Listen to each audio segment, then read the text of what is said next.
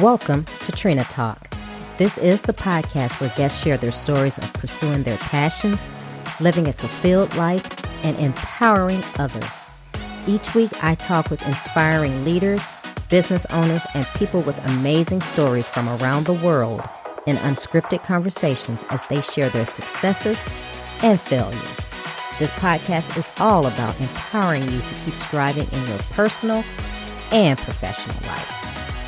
I am your host, Trina L. Martin.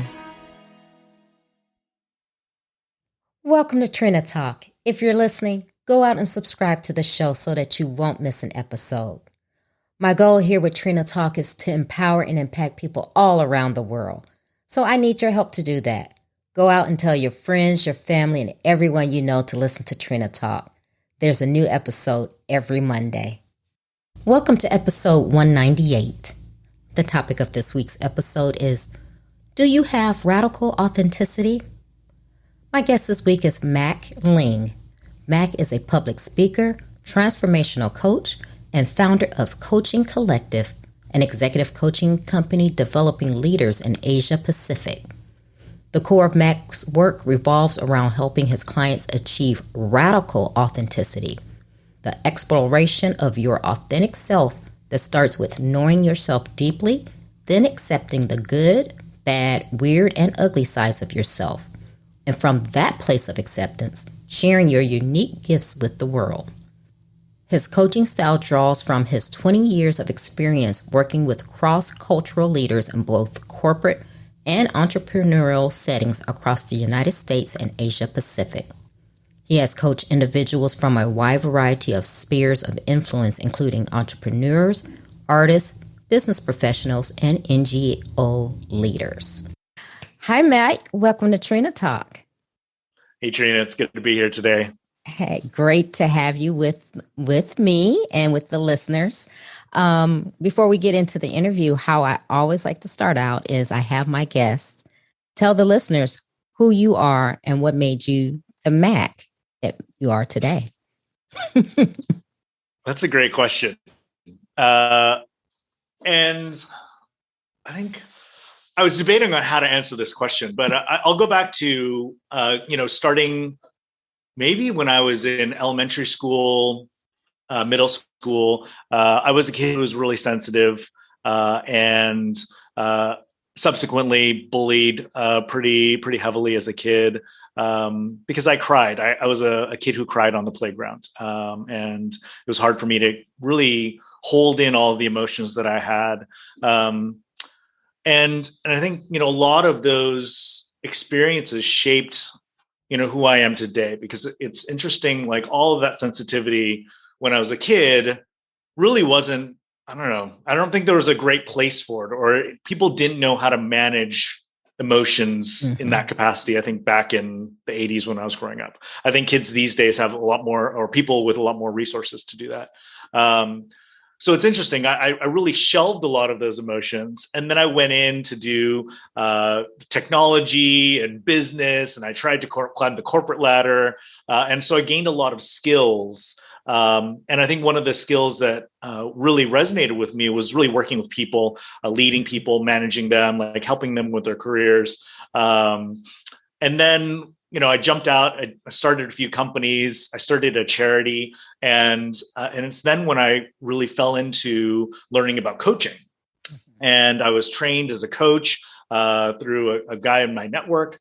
And all of these skills and all of this empathy and sensitivity that I'd left behind as a child now are probably some of my greatest assets as a coach. And I can sit with somebody and hold space, and I'm not overwhelmed anymore because I have learned how to really navigate those emotions. And so I think, it's sort of that balance between having those gifts, putting them away, and then building some other gifts, and then now reintroducing those things back into my life has really, sculpted and created, the Mac who I am today.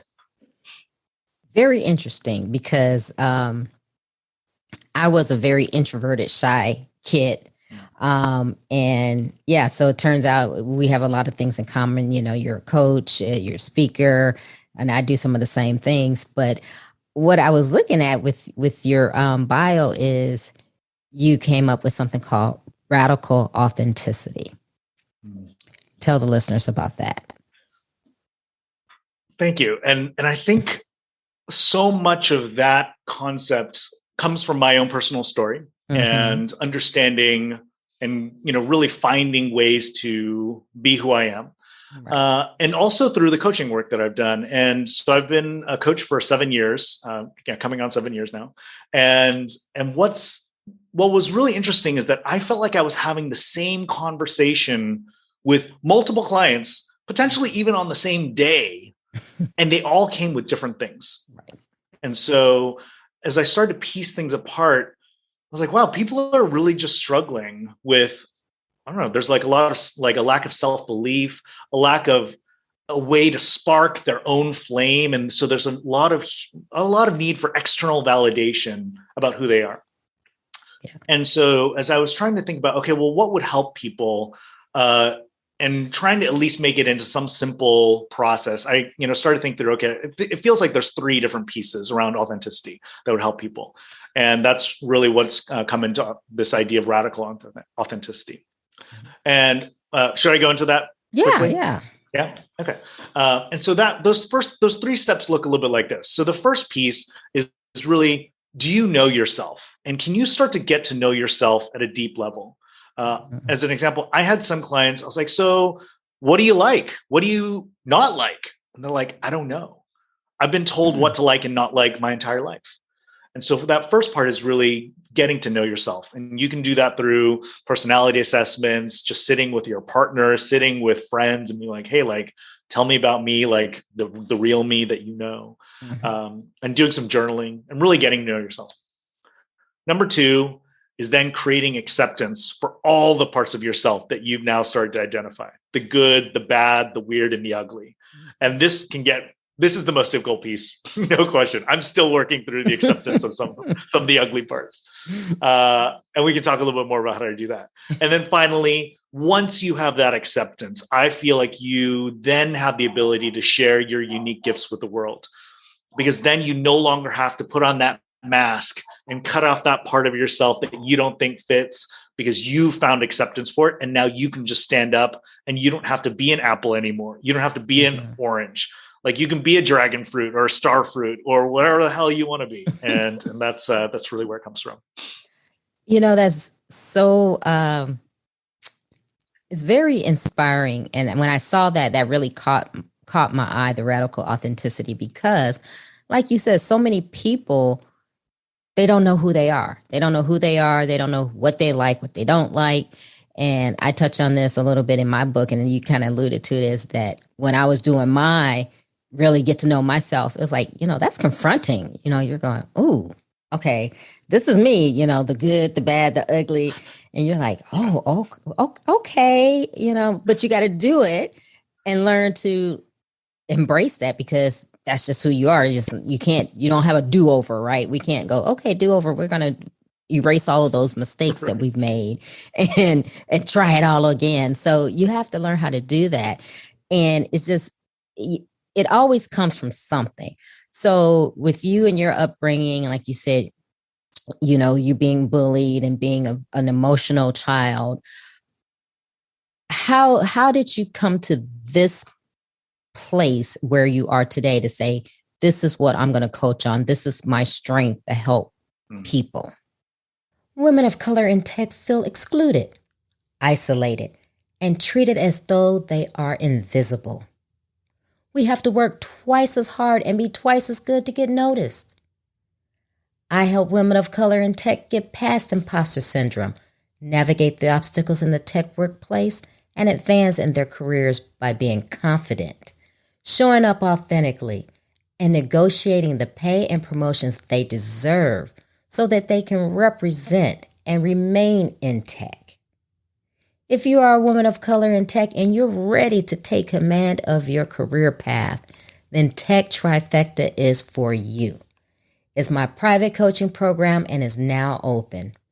Enroll today at tlmintl.link/Tech Trifecta. I find it actually it wasn't like an accident. So I Mm-hmm. had no interest. I didn't even know that you could be a coach for, I don't know, most of my life. And so I'd had an executive coach when I was working at Sprint in the US. And we really talked about business things. So I didn't think it sort of spanned the range of you could talk about any part of your life. And when I was trained, I was like, wait, so your job, let me get this right, is you listen to people and then you help them process their thinking. And then you just ask them some questions. They do all the work and you just really like go along the ride for the ride with them. He's like, yeah. I was like, you can make a living doing this? He's like, yeah. I was like, I want to do that. That sounds amazing. That hits on all of the things that I've been doing my entire life. Like I was that guy that you would call and you just talk about your stuff with. Mm-hmm. And, you know, that friend in high school, that friend in college, and we just talk for hours. And it was a place of non-judgment. It was just, hey, like, what's going on with you? Because you know what? Like, it's probably similar or like strangely different to what I'm going through, but like, I'm not going to judge you for, you know, the stuff that's going on with you. Mm-hmm.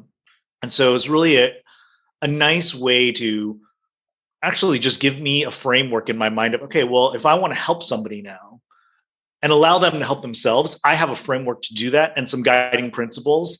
And it's been very freeing. And so, you know, I think in some ways, I joked about it, you know, when I first started, I was like, it feels like I've retired because I love what I do. I Mm-hmm. no longer have to like rev up to go, you know, get to work and like, you know, put on my suit and feel like I have my armor on to go into work. I'm just like, oh, I Right. get to show up as me and be me and Right. do the thing that I'm great at.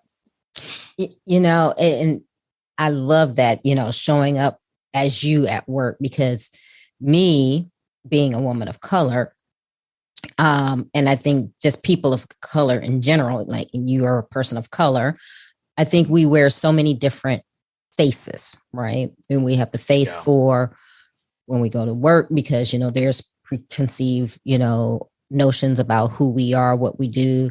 There's the, you know, the face that we have, the real face that when we're at home around our family, our friends, the face that we may have to put on if we're at a certain event. So it gets exhausting. Okay. I don't know about you, but I Yeah. know I'm exhausted. I am tired of, you know, okay, which Trina am I, you know, here? Which Trina am I there? And it's just like, you know, yeah, you want to be free. You want to just say, you know what, this is who I am. This is who I am. This is how I show up in the world. Like it, don't like it. I don't care. This is how it is. But unfortunately, in the world that we live in, you know, it's sad that we have to put these kind of constraints on ourselves, right? That we have to make ourselves fit into a box so that we can be accepted, which, you know, that's, you know, that's a real, you know, that's kind of, you know, suspicious, you know, word, because, you know, being accepted, you're really not accepted, but you're just kind of, I don't know, playing the game, so to speak. Yeah.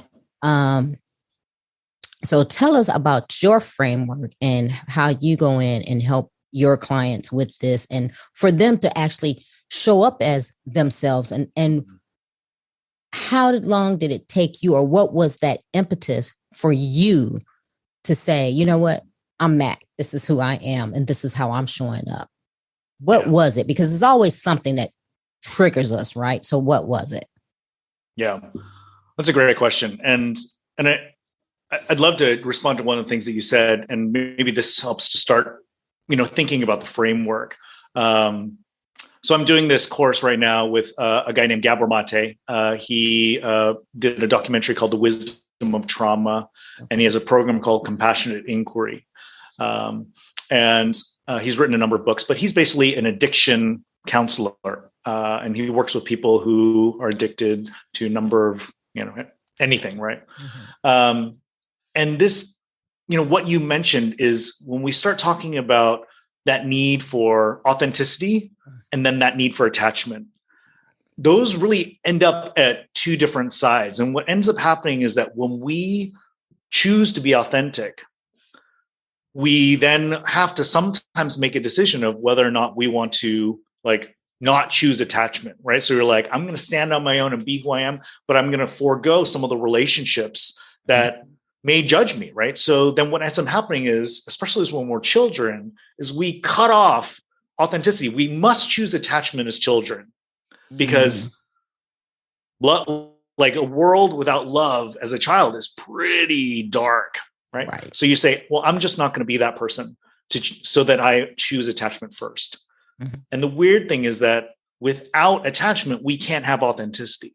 So it's this funny cycle where you see it with our friends, right? We were like, well, you know, if I really want to be me and I want to cut out that toxic friend in my life, but then I won't have any friends left. So I stay in the toxic friendship. And then, you know, like that, I have some other friends who are like, well, why are you still with that person? Why are you still friends? She's so mean to you. It's like, but I just need friends. And so you see this show up in adults and children. And that I think is where, you know, part of it is, yes, we do need attachment. And can we then start to be more comfortable with our own authenticity so that we can then, you know, gain some confidence of, hey, like I can do this, right? And maybe I can go out and find something new. And so, you know, to answer your second question and really like, how do I do this with people? I mean, so much of it is really, you know, can we learn to love ourselves first? And I think that's a big starter. I did not for many years. I still am I'm still on the journey. I'll be honest with you. I don't know if we ever get to this like enlightenment. And every time I think I have a lot of it figured out, I'm sent right back to the bottom. I'm like, oh, there was this other thing down there. Oh no. And I'm even going through that right now. And so it's painful because it asks you to really examine where you are in your life. What are those beliefs that are holding you back? And I'll share very vulnerably. And honestly, like right now, I'm really going through a problem where I know that there's a very, very deep belief that I'm not worthy to be loved. Yeah. And it encapsulates everything of who I am. And it's so deep. It's so in my core. And so I have to go and do the healing work to try and figure out what can I do to create compassion for myself? What can I do to start to create, this belief, a new belief that I am worthy of love. And that's the hard work. And I think that's where like a great therapist can help, especially if it's so deeply rooted. The work that I do is more around, hey, like, let's just at least get you to do some initial things. Like one of the tools that I use is, hey, you need to go look yourself in the mirror one time a day, at least, preferably in the morning, and look yourself in the eyes and just say, I love you just the way you are. And I had to do that. And I couldn't. It was so hard the first time. I'm like, oh, I don't even think I've looked myself in the eye in the mirror before in my life. So you want me to now talk to myself? Oh, cringe. And I think that's where it begins. It's small steps of let's just go in and do some easy things, easy, simple, but not easy. And start a process of creating some language inside of yourself that does affirm who you are. And then we can get to the deeper stuff later on. Yeah, you know, and that's funny because I think we're all, people who are honest with themselves, because I'm still doing that work too. And I was at that same point where I didn't think I was worthy. You know, it was like, oh no. And people say, oh yeah, you know, I'm worthy, I'm this. But I think if you're really honest with yourself, you know, people, you know, you're like, no, am I really worthy of love? This is what I want. Will I ever get it? So it's a journey. You're always on that process. At least for me, I know I am too. It's like, you know, I have to really consciously say, okay, no, you're not going to think like that. You're going to think like this.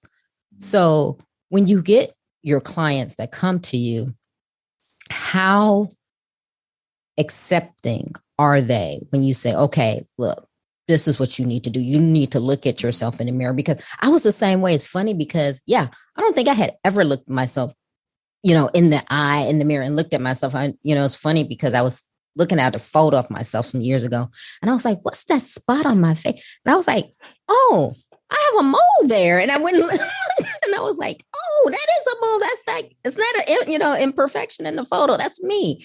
And, and I felt so stupid because I was like, how did I not know I had this mole right there? But, yeah. Look at yourself and you don't know. So it's very funny. Exactly. So how are your clients when they come to you? Do you get people like that? Or when you say, look, you need to do your mirror work, you need to get in your mirror and say you love yourself, are they like, really? Is that what we're doing? How accepting are they? So I think my style, and I hope many other coaches' style. So I prefer not to tell somebody specifically something, right? So the path to get there is, first, it's a lot of question asking of like, okay, so like, let's unpack what you're going through. And the intention is really through the question asking of going deeper, like, hey, like what's behind, like you not showing up to that party, like what happened? Right. So like, what were you feeling? What was going on with you right then? Right. And what would you rather done? Right. And so as I can start to help clients see where they are, how they're showing up, maybe some of the underlying feelings and emotions behind their actions, I think people are generally, wise enough to get to this belief of like, okay, so what's really at the bottom of this? And be like, yeah, I don't know. I really don't think I like myself that much. Oh, okay, great. I don't have to tell you, right? Because you now came to it on your own. And I think that's when the most powerful realizations happen, is that when you get to it and you get your own aha moment, and I don't have to tell you anything. And then from there, once you can get to that insight on your own, then we start to get into, okay, well, what do you want to do about it? What would be great if you did love yourself? And then we start to really build a new future around that possibility of you saying, yeah, I do love myself. And actually, when I do love myself, I could probably, go try out for that, like, I don't know, that show that I've been really wanting to be in, or like go apply for that job, or like go talk to that girl, or whatever it might be. And you're like, okay, so now we have some pieces that you can start to make some progress into it. And so then the question really just is, well, what's the first step? What do you want to do first? Yeah. And sometimes people come up with stuff on their own. And they're like, I'm like, great. And then if they really get to this, I don't know, I really need help, then I have this one thing. And I'm like, it takes 5 seconds. And so if you really can't think of anything, I'll give you one thing and then we can start there. Okay. But it really becomes one of those, like, I would rather not give it to you. Right. And I'd rather you determine something. You're like, I'm going to go and like, journal every day and do this thing. I'm like, okay, great. Awesome. And you go on your way. Yeah, exactly. Yeah. That's a, good coach. That's usually how they do it.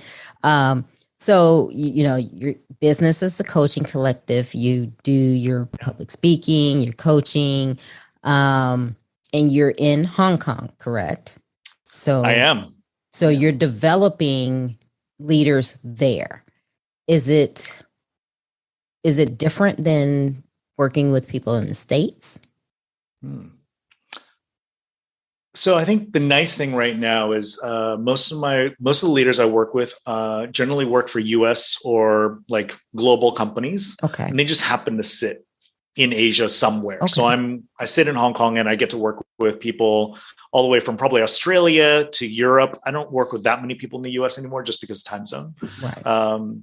And I think the benefit also is that because I was born and raised in the US, I spent a lot of time in the US. Like, I'm culturally American. Right. Living in Asia, where I'm also Chinese, I also understand an Asian context. So like helping people to bridge some of those gaps has been very helpful, and being able to speak both languages, right? And code switch into whatever I need to, to be, and help people to code switch. And so I don't think the people are so different. I think we're just a different product of the culture that we were raised in. Mm-hmm. And so I think we all have the same wants and desires, the need for security, the need to be loved.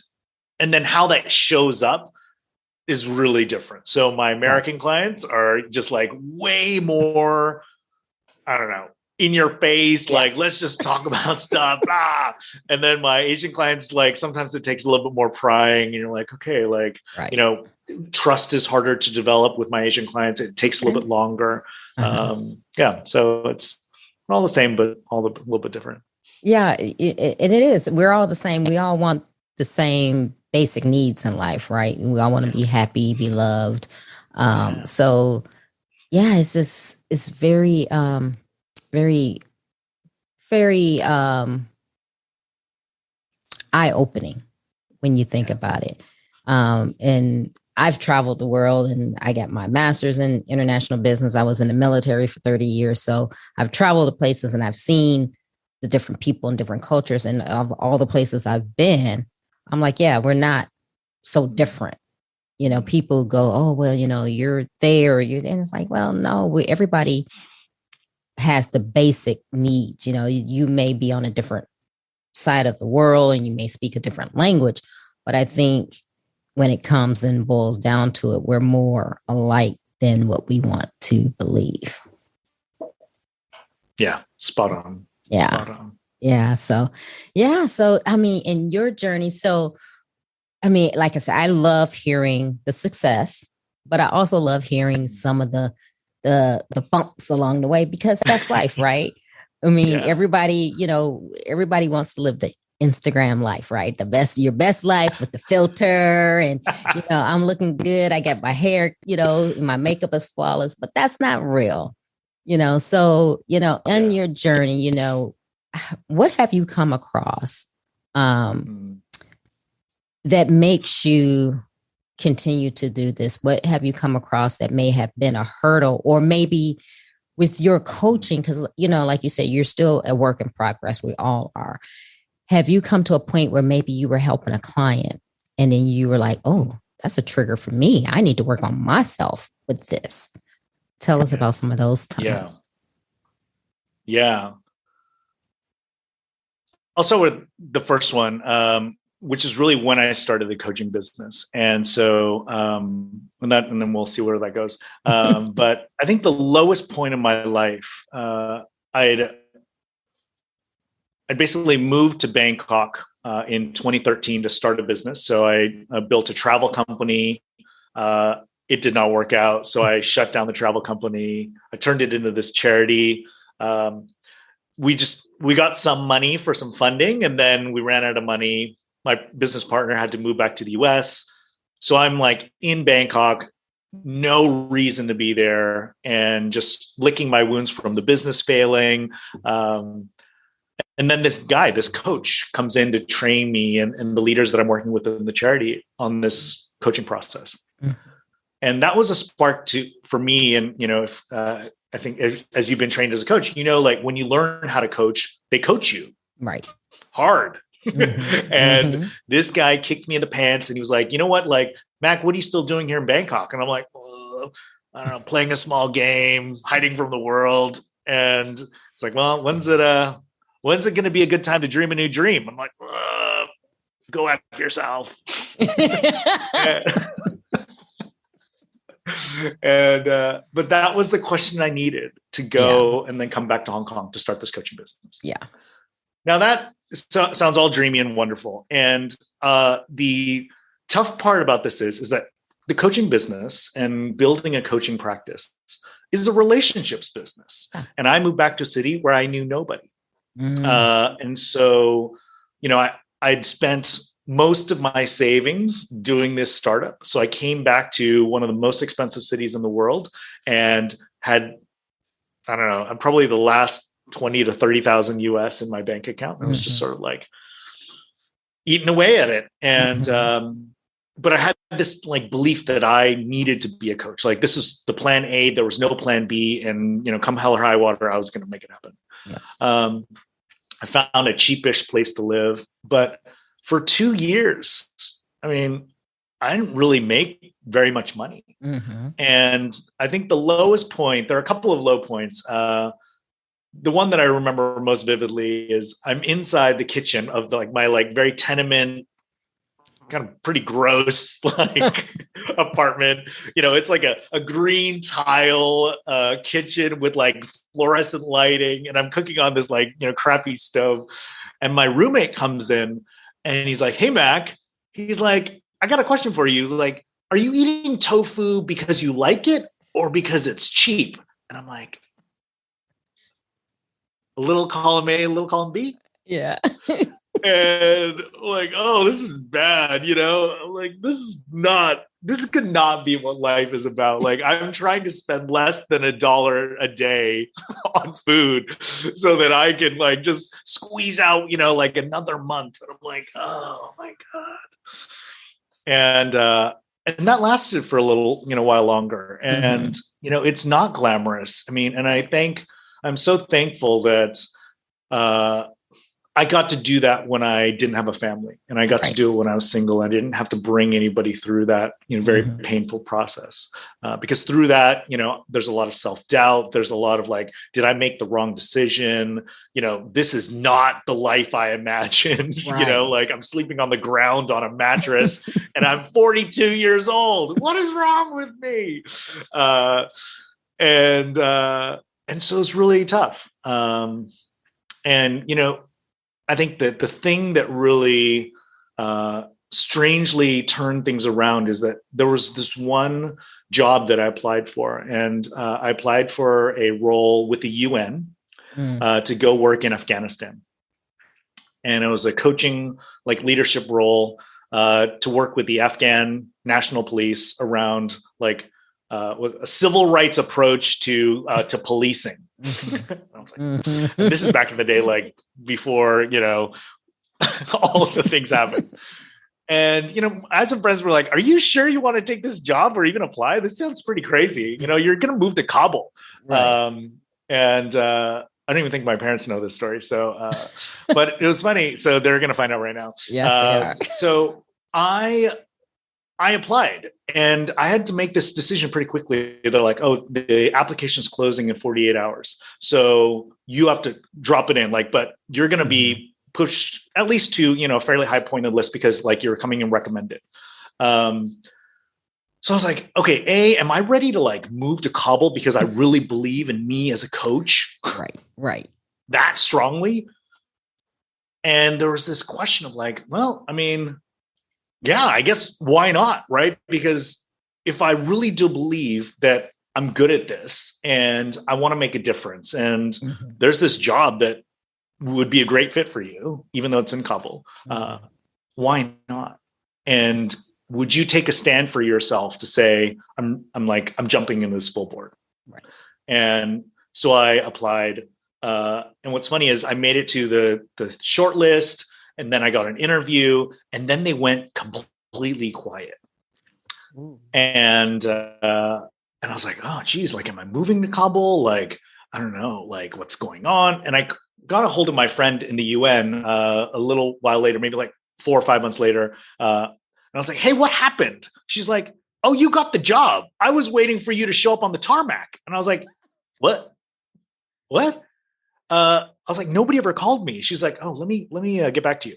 And so it turns out that they had realized they'd done an assessment. They're like, well, they're not really ready for this type of policing. So we had to cancel the job rec. I was like, oh. So I would have gone to Kabul. She's like, yeah. You definitely were the one that we wanted. And so that whole experience really changed my perspective, my perspective of okay, I think I'm really in. I'm fully invested now.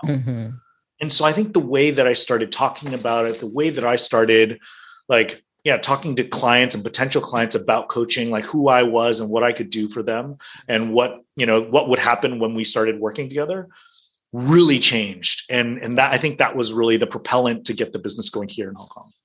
Oh, I love that story. I love it. And I always have people tell those type of moments because that's really the inspiration, right? That's really where you build your character and you find what you're made of is through those back against the wall moments. It's not the, oh, well, my business is here and, it's successful and it's thriving, is when it's not thriving and you're clawing and you're going, why am I sleeping on this mattress? Or why am I, why am I back home with, my sister on her couch? You're, those are the moments that you're like, okay, because I know I've had a few of them where I'm like, really? Oh my God, am I doing this? It's like, why am I here? But that's what really inspires, and that's what makes me want to do this podcast and talk to people, because that is what makes people. And I hate the society that we're in now with, the millennials and the generation after, because they think everything is so easy. They think, oh, I can make a video on YouTube and I'll be this YouTuber and I can make millions of dollars. And it doesn't happen like that, because I got 2 teenagers that are like, oh, and I'm like, no, it just doesn't happen like that. That's not the real world. You think about the people, like us who are entrepreneurs that, you fail and fail. And, I was listening to like Warren Buffett, and he was saying that, he doesn't like invest or anything with people unless he knows they've like repeatedly failed,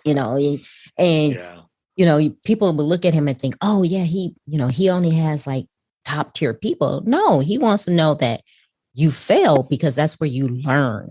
That's where you're learning. You're failing. You're like, okay, that business didn't work. Let me try this again. Okay, well, that business didn't work. And pretty soon you're going to get to a point where you're like, okay, this is it. This is my sweet spot. Because me personally, that's what happened to me. I'm like, okay, let me do this. Okay, well, no, that doesn't work so well. So then you finally get to that spot where you're like, okay, this is me. This is what I was made to do. But you can't do that unless you go through those hard moments. And, for the listeners out there listening, that's what I want the takeaway to be is, yeah, you can thrive and be a success, but you also have those bumps along the way that sometimes you may wonder whether or not you're going to make it. And there are a lot of really successful people who like have filed for bankruptcy or have really lost everything, and they've come back to really be on top of their game, but they had to go through those things. So thank you for sharing that with us, because that is important part. That's who you are. That's an important part of your journey and your business. And that's something that I know you probably can convey over to your clients when you're coaching them. You can, draw from those experiences. Yeah. Thank you. Yeah. I wish we didn't have to do it this way. It would be a lot easier without the failure, right? It's funny because people are like, oh, I love failure. I'm like, do you? Like, I don't set out to fail, right. But I'm thankful that I've had some, right? Yeah. But, I think that's where there's this funny, balance that we have to find, right? It's not that we aim to fail, right? We're not like looking for failure, right. But I think that we also need to have some like appreciation for it. And I think that's where, I now sit, in terms of the, like, how to deal with the success failure question, right? Like, yes. Is anything a success? Is anything really a failure? Yeah. So. I guess it depends on how you look at it. That's right. Is it half full or half empty? Just depends. I don't know. Right. We're going to get to our questions, Mac. You ready? Yeah, let's do it. Okay. Who or what motivates you?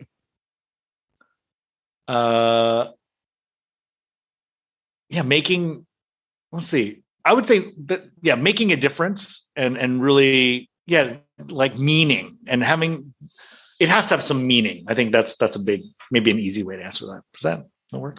Okay. What demotivates you?